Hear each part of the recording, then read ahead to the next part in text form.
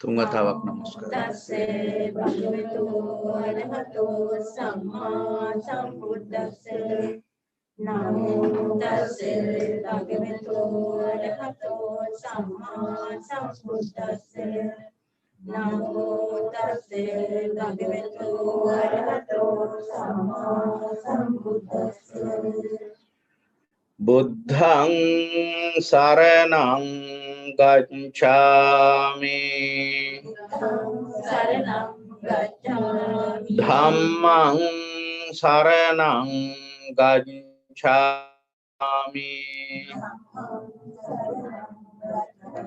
සංඝං සරණං ගච්ඡාමි ဒုတိယံ පි බුද්ධං සරණං ගච්ඡාමි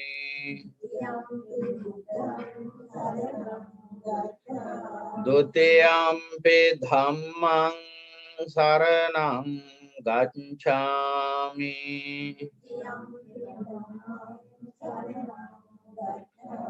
ဒုတိယံ පි සංඝං සරණං ගච්ඡාමි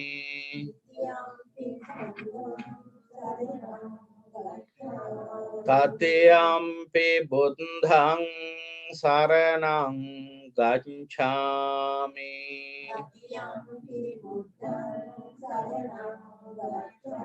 တတိယံ පි ධම්මං සරණං ගච්ඡාමි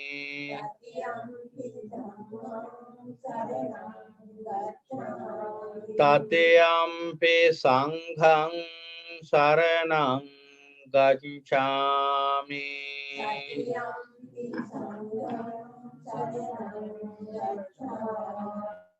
ပါဏာတိပါတာဝေရမဏီសិក្ខាបဒံ สมาธิยามิ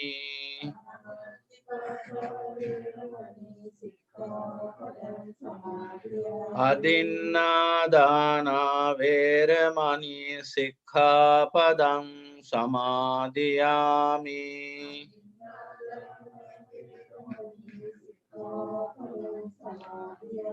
คาเมสุมิจฉาจาราเวรมณีสิกขาปดังสมาธิยามิ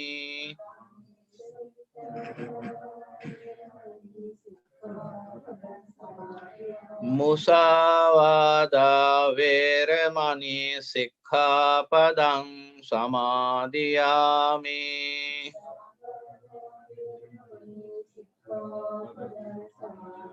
สุราเมรยมัจจปมาดัฏฐานาเวรมณีสิกขาปดังสมาธิยามิ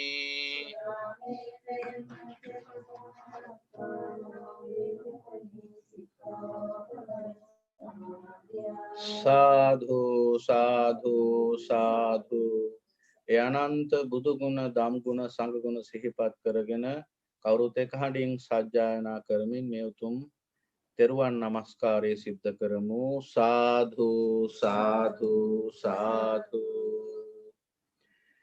ये ब्राह्मणा वेद गो सब्ब धम्मे ते मे नमो ते च मं पालयन्तु नमो बुद्धानं नमो बोधिया नमो विमुक्तानं नमो विमुक्त्या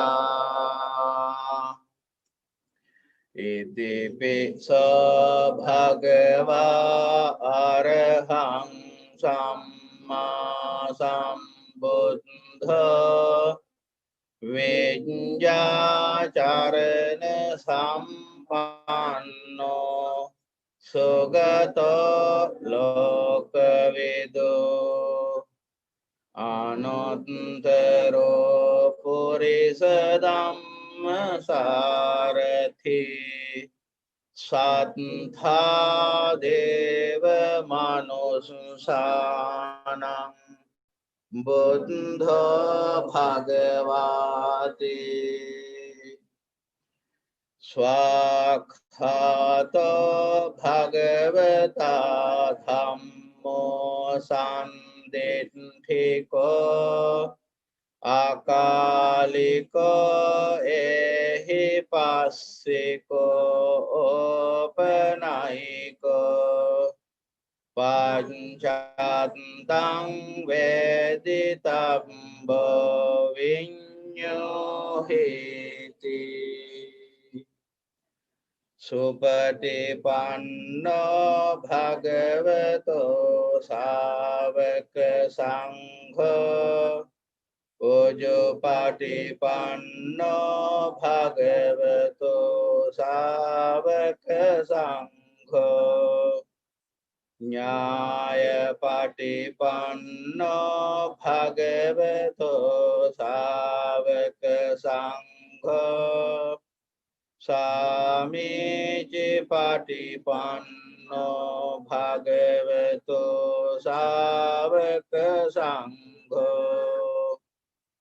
Yadidang chattari purisa yogani Antha purisa pungala esa bhagavato savaka sangho Ahuneya pahuneya Dakhineyo Anjali Karaniyo Anuttarang Punyam Khetang Lokasati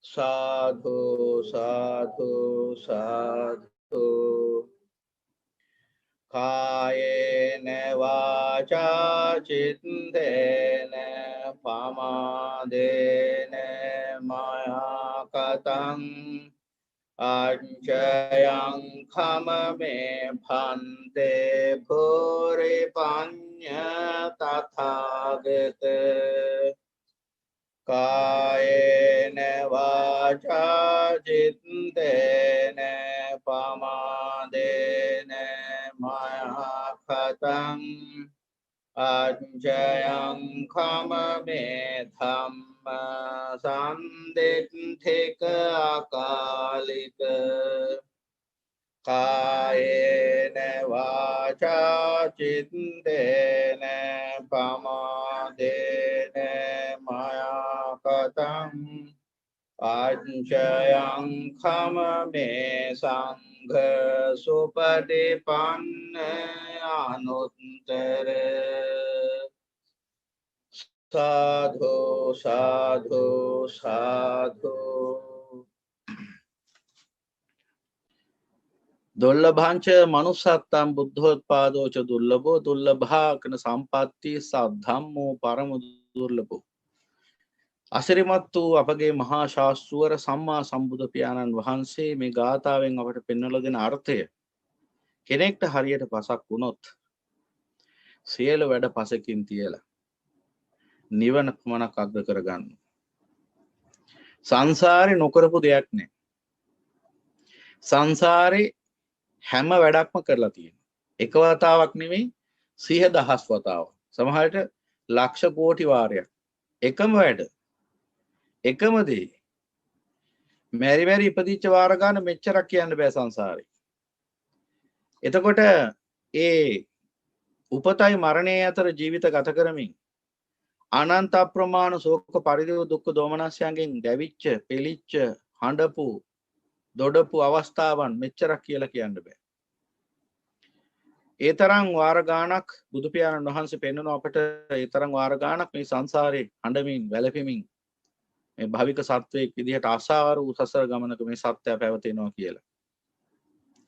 බහුතරං යංගෝ දීගේන අද්දුනා මාතු තඤ්ඤං පීතං නත්වේව චතුසු මහා සමුද්දේ සුදකං. මහාන මේ සංසාරේ මේ යම් සත්වයක් මව්වරුන්ගෙන් බියපු කිරි එකතු කළා නම් දැන් මව්වරු මුණ ගැහෙන්නේ මනුස්ස ජාතියේදී සහ තිරිසන් ජාතියේදී විතරයි.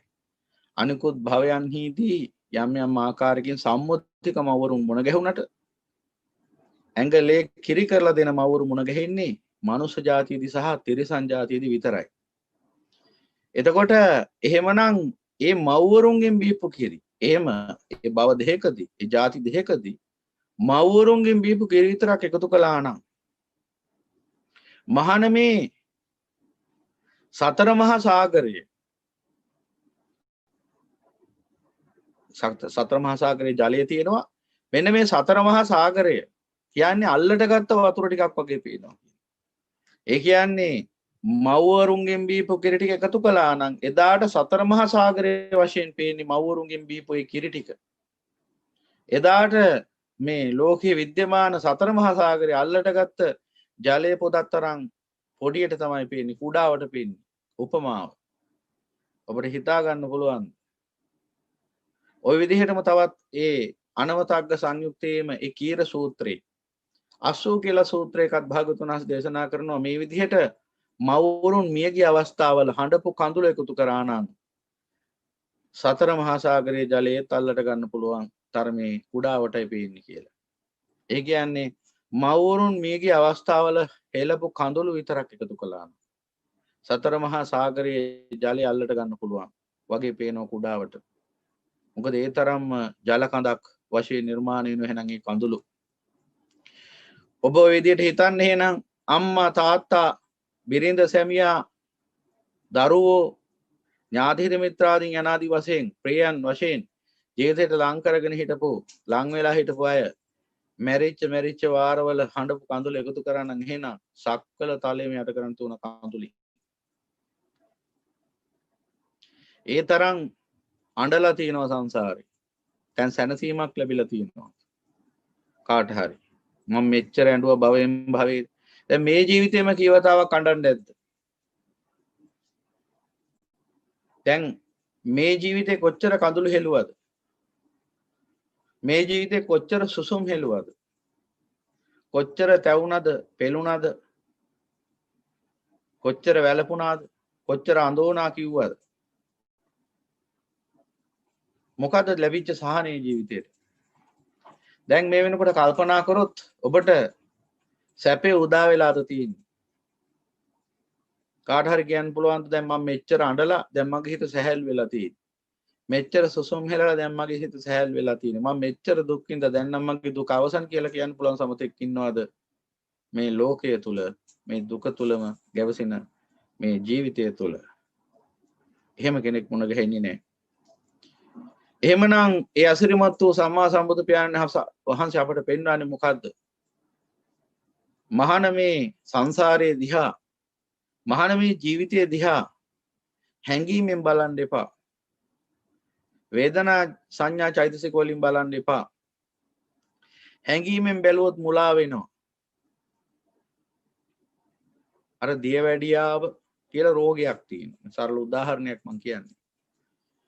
දැන් ওই රෝගේට ඊටාම අකැප දෙයක් තමයි සීනි කියන්නේ. පැණි. දැන් ওই රෝගියා ඔය දියවැඩියා රෝගියා ඒ සීනි සහ ඒ පැණි යම් ආස්වාදයක් ලබා දෙනවා. දැන් ඒ සීනි පැණි ගැන ඔය හැංගීමෙන් දැක්කොත් මොකද වෙන්නේ? වේදනා සංඥා චෛතසික වලින් කල්පනා කරොත් සීනි ගැන පැණි ගැන මොකද වෙන්නේ? ඔහුට හිත මෙල්ල කරගන්න බැරි වෙනවා. කොච්චර රෝගේ උග්‍ර අතට හැරුණත් ඒ රෝගෙම වෙනසිලා යන්න සිද්ධ වුණත් ඔහු එදාට සීනි පැණි හොරෙන් හරි කනවා. එහෙනම් ඒ පැණි ගැන ඒ සීනි ගැන ප්‍රඥාවෙන් මෙනෙහි කළා නම් එහි ආදීනිය දකින්න සමත් වුණා නම් එහෙනම් ඒ රෝගියා ඉවිසෙනට ගොදුරු වෙන්නේ නැහැ. ඔහු එහෙනම් ඉවිසෙනෙන් ගැලවෙනවා. ඒ රෝගයෙන් නිදහස් වෙනවා. මේ වගේ සංසාර ජීවිතේ දිහා හැංගීමෙන් බලන නිසායි මෙච්චර වාර ගානක් සංසාරේ හඬන්න දොඩන්න වැළපෙන්න සිද්ධ වුනේ. හඬපු වාර මෙච්චරක් කියන්න බෑ. වැළපෙච්ච වාර, ශෝක කරපු වාර, බාහිරපත් වෙච්ච වාර, වේදාකාර උපද්‍රවයන්ට මුහුණ දීපු වාර මෙච්චරක් කියන්න බැරි සංසාරෙක මේ ඉන්නේ. ඇයි කිසියම් කාලයක මේ සංසාරයේ පුරා ප්‍රඥාවෙන් බලන්න බැරුණා මේ ජීවිතය දිහා. බැලුවේම හැංගීමෙන්. වේදනා සංඥා චෛතසික වලින් බැලුවේ. ප්‍රඥා චෛතසිකෙන් බැලුවීම නෑ ජීවිතය දිහා. ඒ නිසාම හැමදෑම රැවටුණා. හැමදෑම සසර රෝගේ පවත්වාගෙන ආවා. හැමදෑම සසර රෝගේ වර්ධනය කරන දේවල්ම අකප දේවල්ම ජීවිතයට ලං කරගත්තා. දැන් බුදු පියාණන් වහන්සේ අපට දේශනා කරන්නේ මොකක්ද? දුර්ලභංච මනුසත්තා. දැන් අපට නම් හිතෙන්නේ මොකක්ද? පාරේ ගියාම පාරේ යනකොට බස් එකක් එනවා.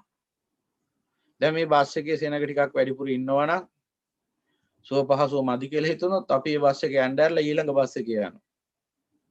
එහෙම පුරුද්දක් තියෙනවනේ. දැන් මානව ජීවිතය ගැන හිතන් ඉන්නේ මෙන්න මෙහෙම. මේ ජීවිතේ බැරි වුණාම ඊළඟ ජීවිතේ නිවන් දකින්න. හිතන් ඉන්නේ පාරේ බස් යනවා වගේ මනුස්ස ජීවිතේ මේ මොහොතින් මොහොත උදා වෙන එකක් කියලා. සංසාරේ කල්ප කෝටි ගානකට වතාවක් සම්මා සම්බුදු පියාණන් වහන්සේ කෙනෙක් ලෝකේ පහළ වෙන්නේ. ඒ වසර කෝටි ගානක් වූ අපිට වර්ෂ වලින් මෙච්චරක් කියලා කියන්න බැරි කාල පරතරයක් ඇතුළත පහළ වෙන සම්මා සම්බුදු පියාණන් වහන්සේ කෙනෙක්ගේ ශාසනික මිනිසෙක් කියලා උපදින එක නිකම් මිනිසෙක් කියලා උපදිනවට වඩා අතිශය දුර්ලභ කාරණාවක්. නිකම් මිනිසෙක් වෙලා උපදින එක නම් එච්චර ලොකු වැඩක් නෙවෙයි. ඒකත් හිතන්න එපා මේ හතු පිපෙන වගේ ලේසියෙන් කරන්න පුළුවන් ලේසියෙන් සිද්ධ වෙන දෙයක් කියලා.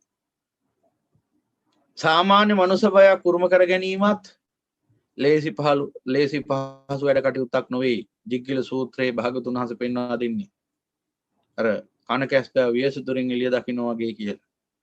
එහෙනම් ඒ මනුෂ්‍ය ජීවිතයත් සම්මා සම්බුද්ධ ශාසනයක මිනිසෙක් වීම හිතන්නවත් බැරි තරම් පුදුම සහගත අවස්ථාවක්.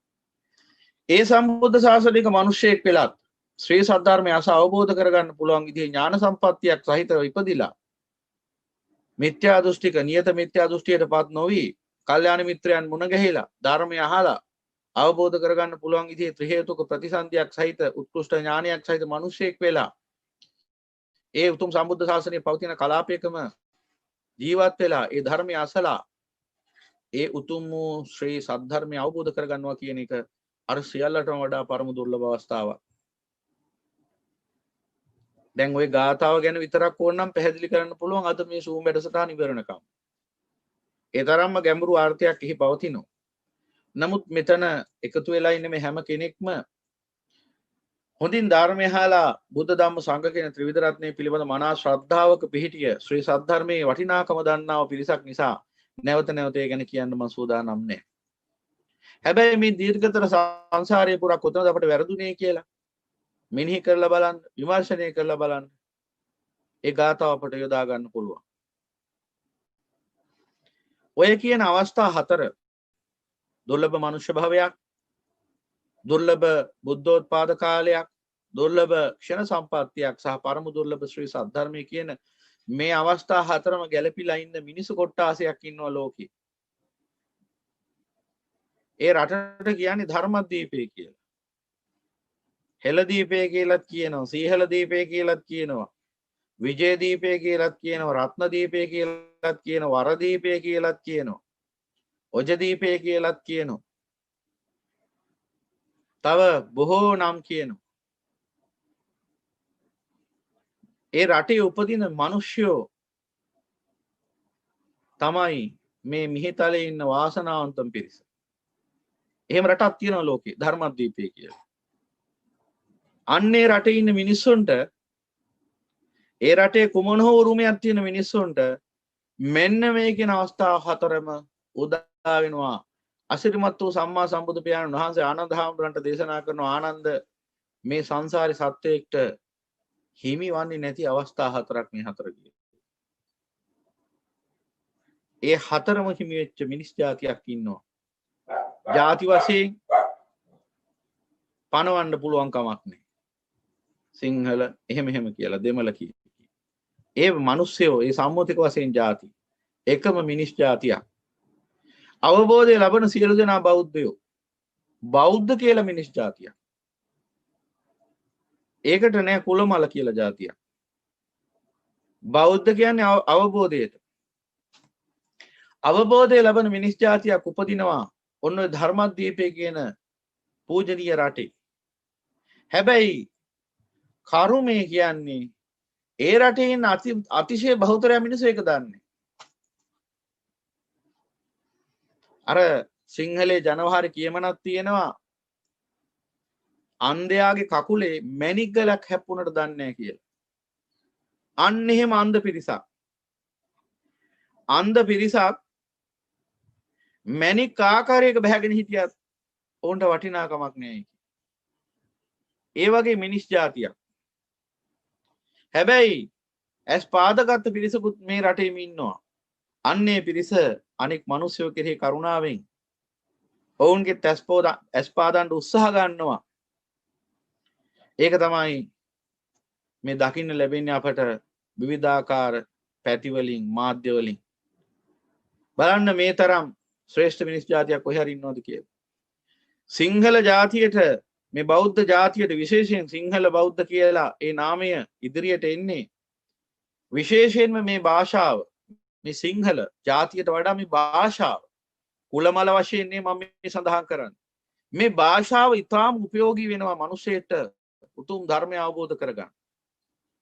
මොකද අසිරිමත් වූ බුදු පියාණන් වහන්සේ දේශනා කොට වදාළ උතුම් වූ ශ්‍රී සද්ධර්මය මනාකොට විග්‍රහ කළ හැකි ලෝකේ තියෙන ශ්‍රේෂ්ඨතම සක්‍රීය ජීව භාෂාව සිංහල.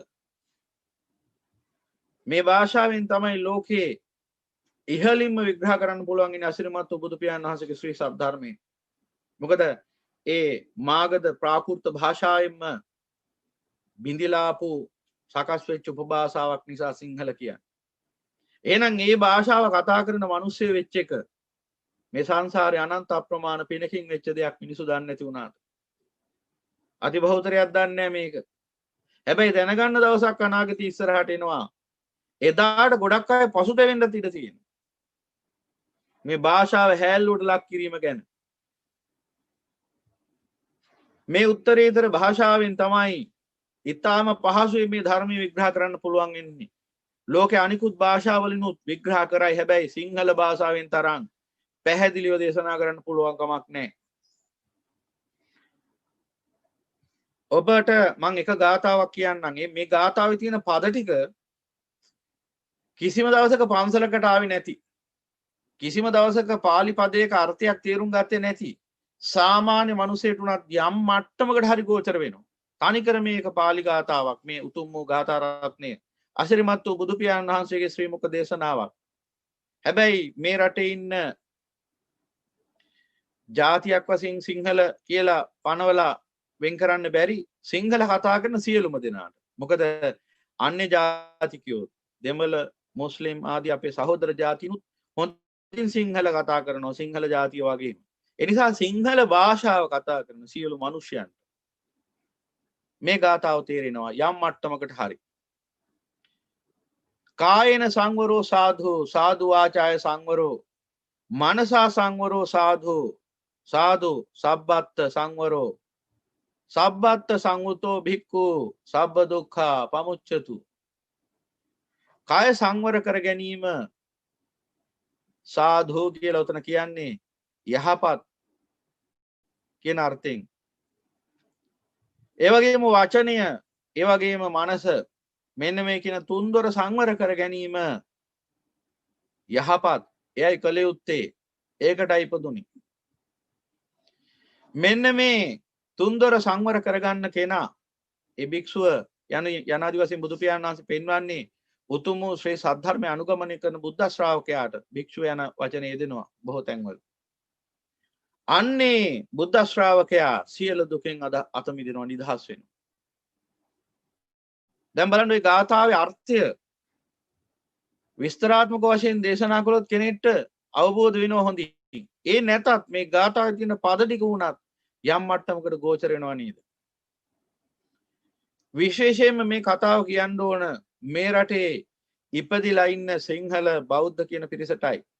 ඒ වගේම ඒ ජාතිය වටා අනිකුත් මේ උතුම් වූ භාෂාව කතා කරමින් කටයුතු කරන අනිකුත් සහෝදර මිනිසයන්ටයි සියලුම දෙනාට පොදුවේ කියන්න ඕන දෙයක්.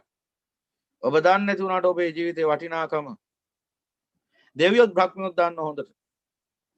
යම් හේකින් මේ මනුස්ස භවය මිලදී ගන්න පුළුවන් කමක් තිබුණා නම් ඒ කාන්තෙන් දෙවියෝ බ්‍රහ්මිය ඇවිල්ලා ඔබට රන් රිදී මුතුමැණි කඳු පිටින් දීලා ඉල්ලගනි මේ උතුම් මනුෂ්‍ය භවයේ.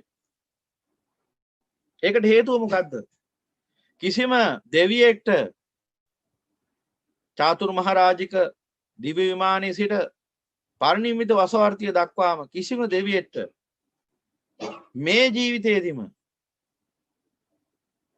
දිට්ඨ නිබ්බාන වශයෙන් පරිනිර්වාණයටපත් වෙන්න බෑ. කිසිම දෙවියෙක්ට බෑ එහෙම තත්වයකට එන්න. ශක්‍ර දේවේන්ද්‍රයවත් තුසිතේ දැන් වැඩ ඉන්න දිව්‍ය රාජානන් වහන්සේ නම් පරම උත්තරීතර මහබෝසතාණන් වහන්සේ උන්වහන්සේ කොහොමත් අනාගත බුද්ධාන්තරය දක්වා වැඩ වාසය කරනවා. උන්වහන්සේ හැර අනිකුත් ඒ පාරමිතා ගුණ මහිම සහිත උත්තමයෝ හැර අනිකුත් සියලු දෙවිවරු කොච්චර උත්සාහ ගත්තත් කිසිම දවසක දිට්ඨ නිබ්බාන වශයෙන් මේ ජීවිතේදීම ධර්මාභෝධය ලබන්න පුළුවන්. හැබැයි පරිනිර්වාණයටපත් වෙන්න බෑ. බ්‍රහ්මයන්ටත් ඒ අවස්ථාව තියෙනවා. නමුත් බ්‍රහ්මයන්ට අවස්ථාව තියෙනවා. නමුත් හැබැයි බ්‍රහ්මයන්ටත් වසර කෝටි ප්‍රකෝටි සතසහස්‍ර ප්‍රමාණයක් ඉන්න ඕන පෘථිවි වර්ෂවලින්. එතකොට එහෙනම් දෙවියන්ට ලං වෙන්නවත් බෑ මේ ධර්මාද්වීපේ ඉන්න මිනිසයන්ට. හැබැයි මොකද්ද හිතන් ඉන්නේ මිනිස්සු? මිනිසුන්ට වඩා දෙවියෝ උසස් කියලා. ගුණෙන් යම් ආකාරයකින් තත්වයෙන් උසස් වෙන්න පුළුවන්. හැබැයි භවය අති මේ ලද උත්තරීතර මනුෂ්‍ය භවයේ පැත්තෙන් නිවන ගැන සැලකුවොත් දෙවියෝ ඉන්න මිනිසයන්ට වඩා ගොඩාක් පහළයි. විශේෂයෙන් මේ රටේ මිනිසයන්ට වඩා මේ ධර්මාද්වීපේ මිනිසයන්ට වඩා ඊටාම පහළින් ඉන්නේ අය. මොකද ඒ අයට කාම සම්පත්තිය බහුල තියෙන්න පුළුවන්. විවිධාකාර ඉර්ධි බලය ඔක්කොම තියෙන්න පුළුවන්. හැබැයි ඔවුන්ට නිවන බොහෝ දුරයි. බ්‍රහ්මයන්ටත් එහෙමයි.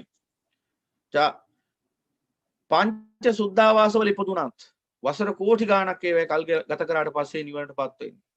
එහෙමනම් මේ නිවන අත ළඟ හිමි මනුෂ්‍ය ජාතිය නිවන අතින් අරගෙන ඉපදිලා තියෙන්නේ.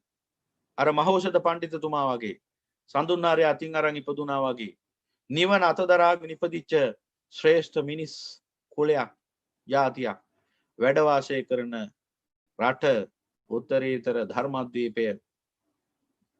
ඒ අය දන්නේ අයගේ වටිනාකම. මම මේ කතාව ගෙවුවාම සමහර පිරිස් තරහ වෙන්න පුළුවන්. නිග්‍රහ කළා කියලා. ඒ වුන්ට හිතෙන හැටි.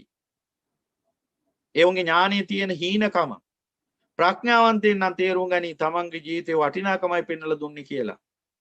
ඔබ විශ්වාස කරන්න රහත් වෙලා ආකාශයෙන් වඩින තරම් පින් මහිම තියෙන පාරමිතා බල තියෙන මිනිස්සයෝ රහත් වෙනවා තබ. ධර්මාබෝධියවත් ලබන්න හේතු නැති මිනිසයන්ගේ අතවැසි වෙලා ඉන්නවා ලෝකේ පුරා. සංසාර පාරමිතාවෙන් ගත්තොත් අහලකටවත් තියන්න බැරි තරම් මහා පින් මහිම ඇති මිනිස්සු තමන්ගේ ජීවිතේ වටිනාකම දන්නේ නැතුව නිස්කාරණ කාමයක් නිසා මේ දුක නම් වූ කාමයේ නිසා මේ තුච්ඡ නින්දිත කාමයේ නිසා තමන්ගේ උත්තරීතර මනුස්ස භවය නසාගෙන ඉන්නවා බොහෝ දිනක්. ඒ උතුම් වූ මනුෂ්‍ය භවය මිල මුදලින් තක්සේරු කරන්න ගිහින් ඉන්නවා තවත් පිරිසක්. ඔබට කවදා හෝ දවසක ඒ පිරිසට මේ මනුස්ස භවය වටිනාකම තේරෙන්නේ කවදා හරි දවසක ওই මනුස්ස භවය අහිමි වෙච්ච දවසටයි. එදාට හැබැයි අවාසනාව කියන්නේ තේරුම් ගැනීමේ ඥාන ශක්තියක් ඇති සත්වයක් කියලා නම් උපදින එකක් නැහැ සංසාරේ. ඒ නිසා සදාතනික වශයෙන්ම තියෙන දුක තමයි එතනින් එහාට කවදා හෝ දවසක අසිරිමත් වූ සම්මා සම්බුදු පියාණන් වහන්සේ කෙනෙක්ගේ ශ්‍රී සද්ධර්මයේ නැවත අහලා ඒ ශාසනයකදී නිවන් දකින්න තුරු. හැබැයි දවස කවදාද කියලා කියන්න බෑ. එහෙනම් අති බහුතරයක් මිනිස්සු ජීවත් වෙන්නේ අපි ධර්මයේ කියලා බණ කියලා හැමදාම කියනවා තමයි බණ. උතුම් වූ චතුරාර්ය සත්‍ය පරිසම්පාද ත්‍රිලක්ෂණ යන ආදිවාසී. හැබැයි මේ පැත්ත හිතනවාද ඔබ? මේ ධර්මය ශ්‍රවණය කරන මේ වෙලාවේ මේ සෝම් තාක්ෂණයේ ඔස්සේ හෝ අන්තර්ජාලය YouTube නාලිකාව ඔස්සේ හෝ මේ ධර්මයේ දේශනා කරන අති බහුතරයක් දිනාගේ නිවෙස්වල කී දෙනෙක් බණ අහනවද? අම්මා තාත්තා බණ අහනව දරුවෝ සින්දු අහනව වෙන්න පුළුවන්. චිත්‍රපටි බලනව වෙන්න පුළුවන්. තවත් බොහෝ නොයෙකුත් ලෝක ක්‍රියාකාරකම් වල නිරත වෙලා ඉන්න පිරිසක් වෙන්න පුළුවන්. ඒ අම්මට තාත්තට ඇත්ත වශයෙන්ම අවබෝධ වුණා නම් මේ මනුෂ්‍ය ජීවිතේ වටිනාකම දරුවන් අප්‍රමාදීව ධර්මයට යොමු කරනවා. අර නියපොත්තෙන් කඩන්න තියෙන ගහ ඔරුවෙන් කපනකම් හිටියනම් කරන දෙයක් නැති වෙන්න පුළුවන්. හැබැයි ඊට කලින් ක්‍රියාමාර්ග ගන්න පුළුවන් තත්ත්වයේ ඉන්න දෙමාපියෝ අප්‍රමාදීව තමන්ගේ මේ මහාර්ග මනුෂ්‍ය වටිනාකම තේරුම් ගන්න ඉස්සෙල්ලම කියන්න ඕනේ ඒකයි. එක්තරා දවසක අපේ ධර්මයේ ශ්‍රවණය කරන්න අපේ ආරාමයට අපේ එක්තරා මහත්මයෙක් ඇහුවා උපාසක මහත්තයෙක් කොතනින්ද හාමුදුරනේ පටන් ගන්න ඕන. පටන් ගන්න ඕන ඔතනින්. මොකද ඉස්සෙල්ලම තමන්ගේ මනුෂ්‍ය භාවය වටිනාකම තේරුම් ගන්න. නැත්තම් කොච්චර බණ කිව්වත් වැඩක් නෑ. නැත්තම් කොච්චර බණ කිව්වත් ධර්මය කියන්නේ නිකන් ටෙලිනාට්‍යයක් බලනවා අහනවා වගේ සාමාන්‍ය ක්‍රියාවක් විතරක් බවට පත් වෙනවා. අති බහුතරයක් දෙනාට එහෙමයි. ඕනම දෙයක් ප්‍රමාණ ඉක්මවල ලැබෙනකොට ඒක වටිනාකමක් නැතු යන ගතියක් තියෙන මිනිස්සු තුළ. හැබැයි ඒ අනිත් දේවල් වලට ලෝකේ තියෙන තුච්ච නින්දිත කාමයේ ඇතුළු ලෝකේ තියෙන ලෞකික සැප සම්පත් වලට එහෙම කරාට කමක් නැහැ. හැබැයි ශ්‍රී සද්ධර්මයට ඒ විදිහට සැලකුවොත් ඔබ ඒකාන්ත අඥානික. අසිරිමත් වූ බුදු පියාණන් වහන්සේගේ ශ්‍රී සද්ධර්මයට ඒ නිසි වටිනාකම දුන්නේ නැත්නම් ජීවිතේ ඒ උතුම් ධර්මයේ හිස මුදුනේ තබා ගත්තේ නැත්නම් ඒ කාන්ත අඥානික ඔබ. කවරෙක් වුණා ඒ කෙනා ගිහියෙක් වෙන්න පුළුවන්, පැවිදි උතුමෙක් වෙන්න පුළුවන්, කවරෙක් වුණත්, සක්විති රජ වුණත් තථාගතයන් වහන්සේගේ ශ්‍රී සද්ධර්මයට වටිනාකමක් දෙන්නේ නැත්නම් ඒ ධර්මය තමන්ගේ ජීවිතයට බද්ධ කරගන්න නැත්නම් තමන්ගේ ජීවිතයේ අංක එක කරගන්න නැත්නම් ඒ උතුම් ධර්මය ඒ සියලු දෙනා අඥානියෝ. ඇයි අඥානියෝ කියන්නේ? දුක්ඛේ අඥාන. මොකද්ද දන්නේ නැත්තේ? අසිරිමත් වූ බුදු පියාණන් වහන්සේ දුක යනුවෙන් පනවන අර්ථය දන්නේ නැතිකම. ඒ නිසා මොකද වෙලා තියෙන්නේ? ඒ දුකේම ඇලී ගලී ගිලී වාසය කරනවා දුක්ඛේ අඥානං අඥානියෝ. අඥානයට උරු මොකද්ද හැමදාම? දුක විතරයි. කවදාවත් සැපුරුම වෙන්නේ නැයි ඒ අනවබෝධයම යහුට විනාශය පිටස පවතින්නේ. එහෙනම් බුදුරජාණන් වහන්සේ ලෝකෙට පහළ වෙන්නේ මොකටද? මෙන්න මේ අනවබෝධයෙන් මුදවන්න. මොකද්ද මේ අනවබෝධය? හිතන් ඉන්න විදිය වැරදි. හිතන විදිය වැරදි.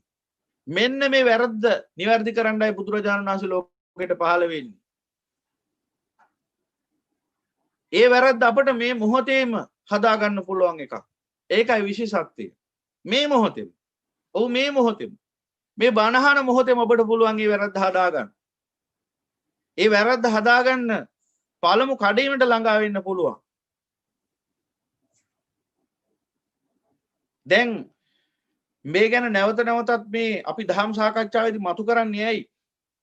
අති බහුතරයක් දෙනාගේ සිත් තුළ බින්න බහැගත් අදහසක් තියෙනවා, දෘෂ්ටියක් තියෙනවා, දෘෂ්ටි මතවාදයක් තියෙනවා. මොකක්ද? අද නිවන් දකින්න බෑ.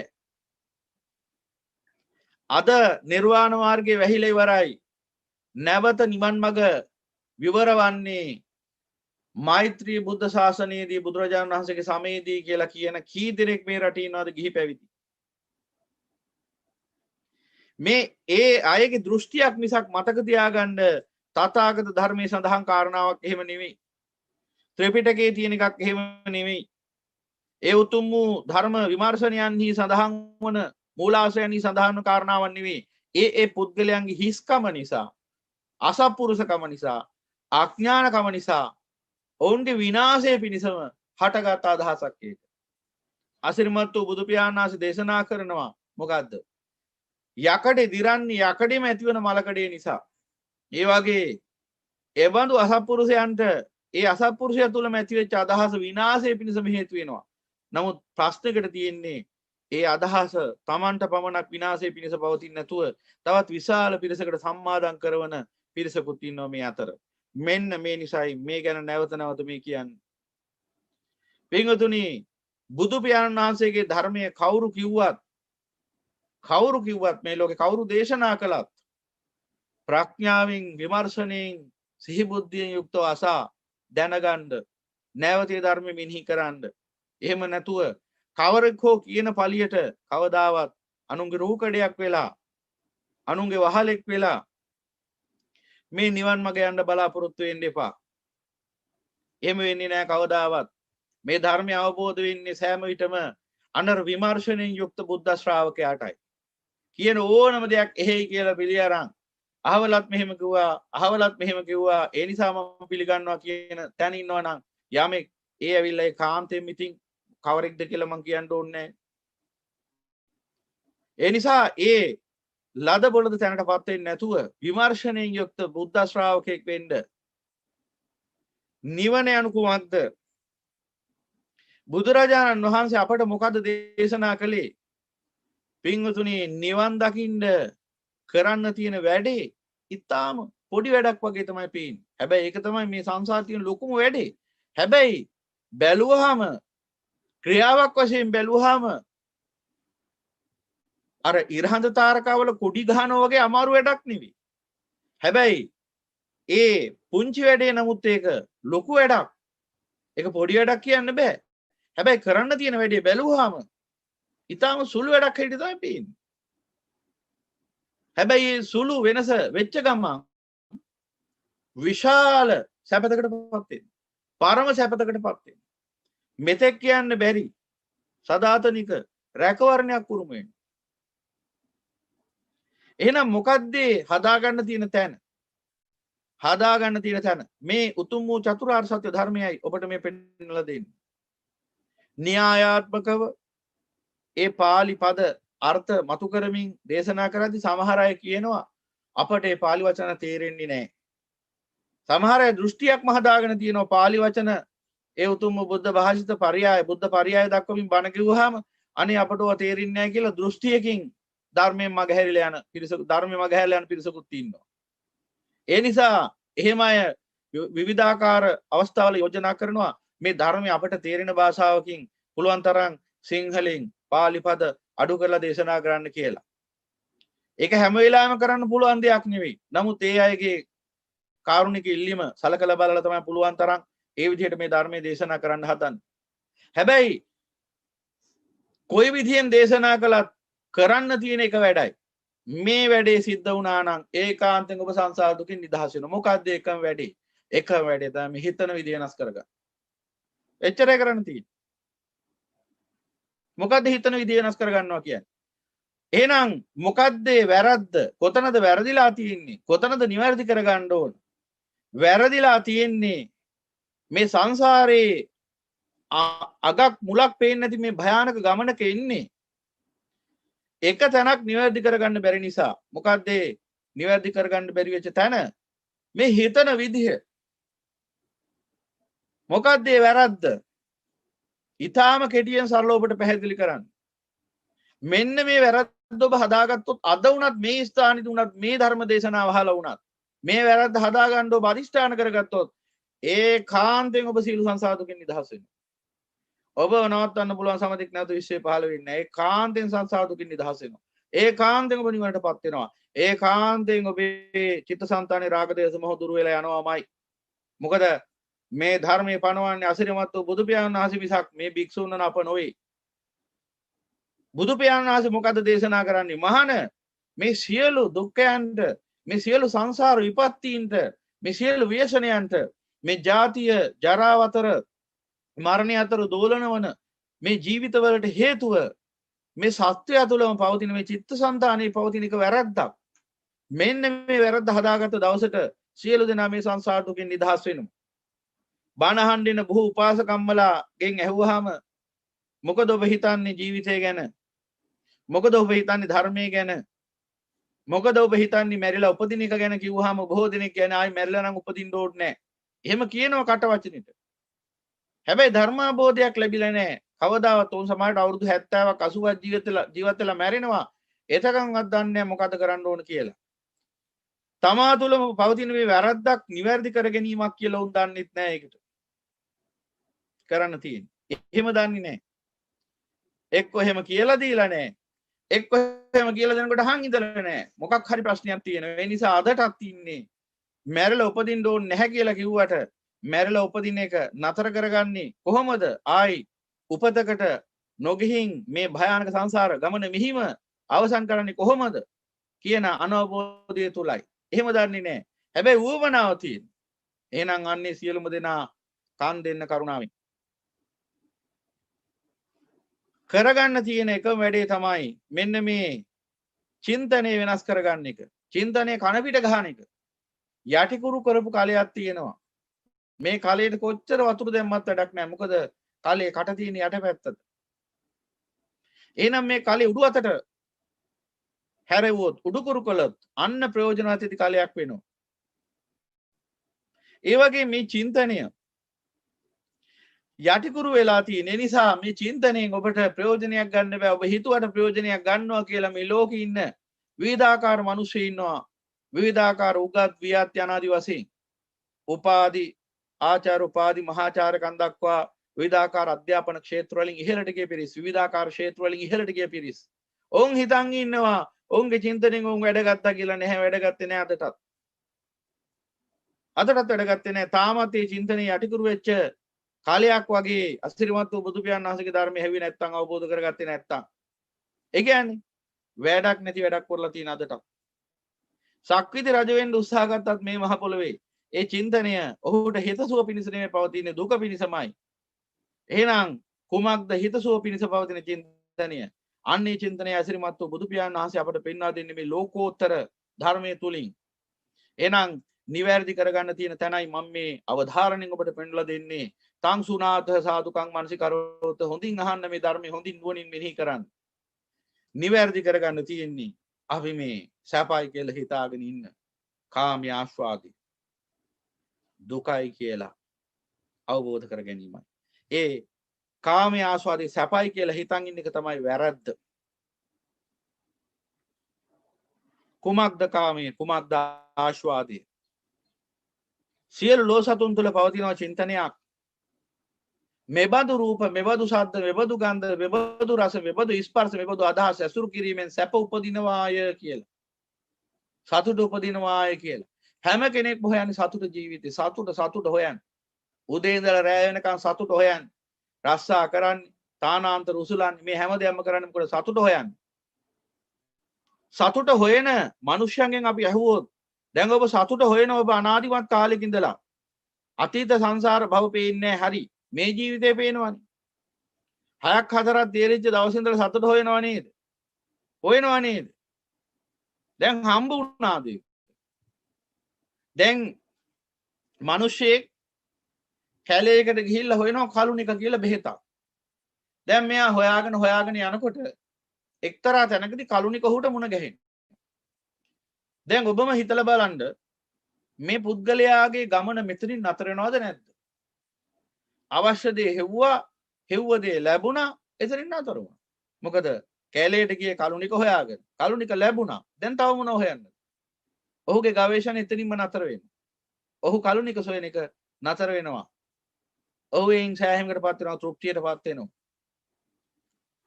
මිනිස්සු සතුට හොයනවා. අපි දෙවියෝ බ්‍රහ්මියෝ අන්‍ය ලෝක සත්වෝ පැත්තකින් තියමු. අපිට මේ පේන අවකාශය තුලින් අපි ධර්මයේ දකිමු.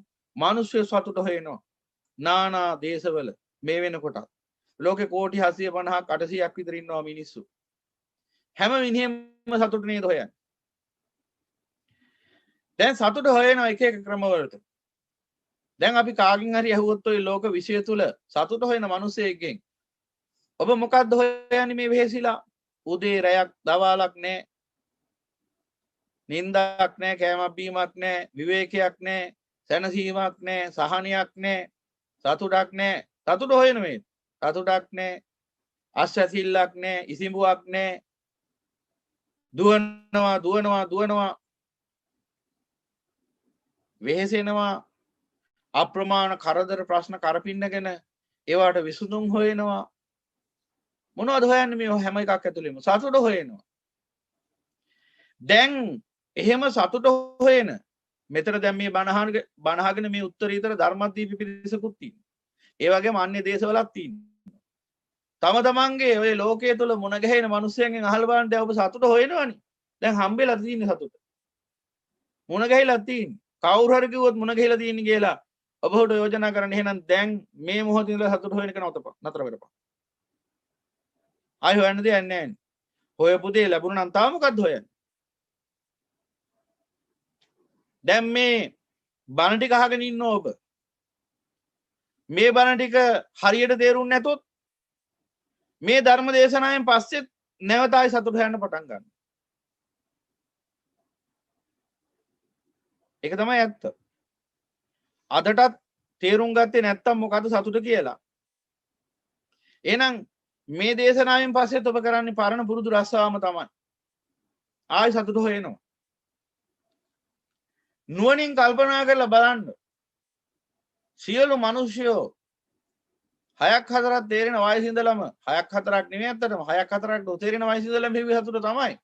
නමුත් සම්මුතික වශයෙන් ගත්තොත් අපිට එහෙම කියන්න පුළුවන් 6ක් 4ක් තේරෙන වයස ඉඳලම ජීවිතේ අධ්‍යාපනය තුලින් අනාදි වශයෙන් එක එක ක්ෂේත්‍ර තුලින් හොයාගෙන ආව සතුට. අදටත් හොයනවා මේ මොහොතේත් හොයනවා තාමත් හොයනවා. සමහර මිනිසයන්ට ඉන්න පුළුවන් මේ ධර්ම දේශනා ඉවර වෙනකන් ඉන්න බැරි තරම් තදියමක් සතුට හොයාගෙන යන්න. හොයනවා තාම හොයනවා. හෙටත් හොයයි අනිද්දාත් හොයයි. මේ කියන ටික මේ ආකාරයෙන්වත් කොහොමදවත් තේරුනේ නැත්නම් තවත් සංසාරේ වසර කෝටි ගානකුත් හොයයි. හම්බුණාද සතුට? සතුට තියෙන්නේ කොතනද? එහෙනම් සතුට තියෙන තැන අපි බලමු. සතුට නැති වෙන්නේ ඇයි කියලා බලමු. ඇයි අපට ඒක හොයන්න වෙන්නේ? සතුට තියෙන්නේ ලෝකෙද? සතුට තියෙන්නේ ලෝකේ නම් එහෙනම් බුදුරජාණන් වහන්සේ අපට දේශනා කරන්නේ අත්තානන්තේ ගවේසස්සු කියලා. තමා ගැන සොයන්න කියලා. එහෙනම් ලෝකය ගැන සොයන්න කියලා උන්වහන්සේ දේශනා කරා. එහෙනම් කොතනද සතුට තියෙන්නේ? කොතනද සතුට නැති වෙන්නේ? ඔන්න පැහැදිලිව පෙන්වලා දෙනවා. අසිරිමත් වූ බුදු පියාණන් වහන්සේගේ නාමයෙන් හොඳින් අහගන්න. ඔබට සතුට නම් අවශ්‍ය. නිකන් සතුටක් නෙවෙයි. සන්තුට්ඨේ පරමන්දනම් පරම ධනෙ වෙච්ච පරම සැපත, පරම සතුට, නිවන. කොතනද තියෙන්නේ? දැන් ඔබ හොයන්න ඕන ඔබ ඥානයක් තියෙන මිනිසෙක් නම් ඔබ හොයන්න ඕන తాවකාලික සතුටද, පරම සතුටද? ඔබ යම්කිසි රෝගයකින් පෙළෙනවා නම් ඔබ කරන්න ඕන වේදනානාශකයක් බිබී ඒ රෝගේ දිගටම පවත්වාගෙන යන එකද? එහෙම නැත්නම් ඒ රෝගේ නිදානිය හොයලා මුල හොයලා අවසන් කලේ රෝගයේ සහ මුලින්ම අවසන් කිරීමද? ඔබට අවශ්‍ය රෝගේ පවත්වාගෙන යන්න නම් ඔබ වේදනානාශක බොන්න. හැබැයි ඔබට ඕන සහ මුලින්ම මේ රෝගේ නසා ගන්න නම් සදාතනික නිට්ඨාවටපත් වෙන්න, පරම නිෂ්ඨාවටපත් වෙන්න නම් ඔබ අසිරිමත් වූ සම්මා සම්බුදු පියාණන් වහන්සේ නම් වූ ඒ අසිරිමත් වූ මහා වෛද්‍යවරයන්න් වහන්සේ දේශනා කරන ඒ ඖෂධය පානය කරන්න. ධම්මෝසද සමන්නති ධර්මය හා සමාන උසුවක් නැත. එහෙනම් පිටුතුනි මේ සතුට පවතින්නේ කොතනද? සතුට නැති වෙන්නේ කොහොමද? සතුට තියෙන්නේ තමා තුළම. දැනටමත් ඔබ තුළ තියෙනවා ඒක සතුට. පරම සතුට ඔබ තුළ තියෙනවා. හැබැයි ඒ සතුට ඔබ අහිමි කරගෙන ඉන්නවා මේ වෙනකොට අනවබෝධය නිසා. එහෙනම් අපිට තියෙන්නේ දැන් සතුට ලෝකෙන් හොයාගෙන යන ක්‍රියාවලියක් නෙමෙයි. තමා තුළම තියෙන සතුට මතු කර ගැනීමේ ක්‍රියාවලිය. තමා තුළම සතුට පවතිනවා. ඒ සතුට යටපත් වෙලා තියෙන්නේ ආගන්තුක උපකලෙස් වලින්. එහෙනම් ඒ සතුට තියෙන්නේ කොතනද?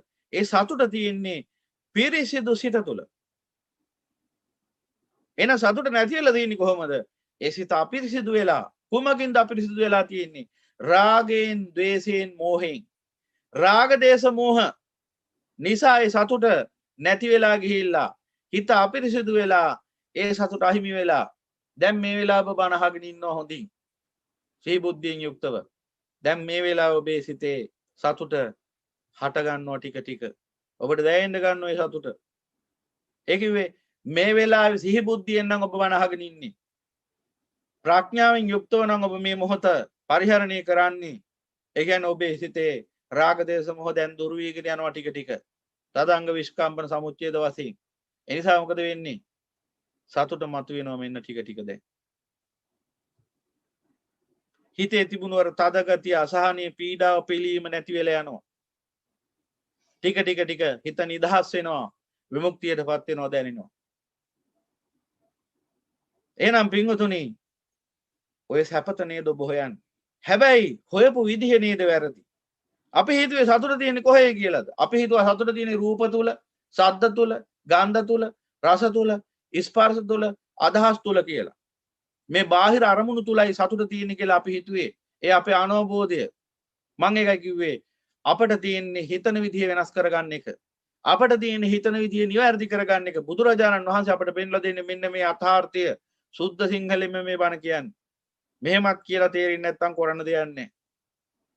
හිතන විදිය නිවැරදි කරගන්න බුදු පියාණන් වහන්සේ අපට දේශනා කරනවා මහාන මේ දුක කියලා ආර්යයන් වහන්සේලා පනවන්නේ අසිරිමත් වූ සම්මා සම්බුදු පියාණන් වහන්සේ දුක යනුවෙන් පෙන්වා දෙන්නේ මෙන්න මේ කාමය, මෙන්න මේ ආස්වාදය.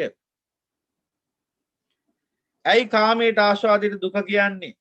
මං ඉස්සෙල්ලත් කිව්වා සතුට තියෙන පිරිසිදු හිතේ. පිරිසිදු චිත්තය තුලයි සතුට තියෙන්නේ. එහෙනම් හිත අපිරිසිදු වෙන්නේ කොහොමද? මෙන්න මේ කාමයේ ආස්වාදය නිසා. මේ කාමයේ ආස්වාදය විඳින්න කියලා හිතාගෙන මේ කාමයන් පසුපස ලුහු බඳිනකොට මේ ආස්වාදයේ පසුපස ලුහු බඳිමින් මේ රූප ශබ්ද ගන්ධ රස ස්පර්ශ ධර්ම හඹාගෙන යනකොට මොකද වෙන්නේ? අන්න අර තමා තුළ තියෙන පරම සතුට ප්‍රමාණිකූලව අහිමි වෙලා යනවා Tamanට. ඒ කිව්වේ හිතේ තියෙන නිවීම නැති වෙලා යනවා. පූර්ණ වශයෙන් නිවෙන්නේ රහතන් වහන්සේගේ. ඒ මට්ටම් වල නිවීමක් තියෙන හැමෝගෙම හිතවල. දැන් මේ වෙලාවේ බණ හදිත් ඔබේ හිතේ යම් කිසි නිවීමක් තියෙනවා. එහෙනම් මේ නිවීම තව මොහොතකින් ඔබට නැති කරගන්න පුළුවන් ලෝකය ඇසුරු කරන්න ගියා නම්. එහෙනම් අපි මේ සතුට කියලා හොයන්නේ මොකද්ද? දුක.